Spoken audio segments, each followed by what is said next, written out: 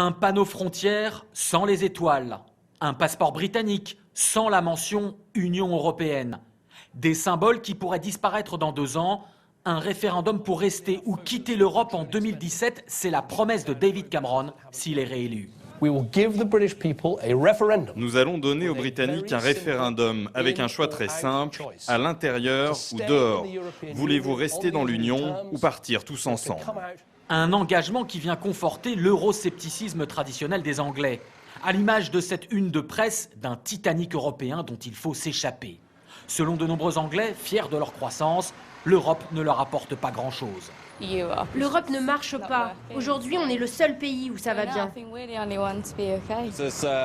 Il y a trop de ressortissants européens qui viennent ici pour immigrer. Et résultat, ils viennent nous piquer nos boulots. Un discours relayé par la droite populiste du parti UKIP qui a fait de l'Europe sa bête noire.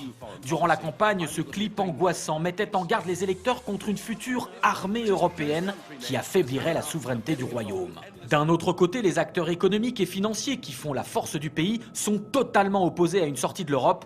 La banque britannique HSBC a même menacé de déménager son siège si cela arrive. Être membre de ce grand marché est vital. Pas seulement pour de grandes entreprises, mais pour nous, les banques aussi. Nous disons, restons. Ne partons pas, ce n'est pas l'Europe le risque, c'est David Cameron.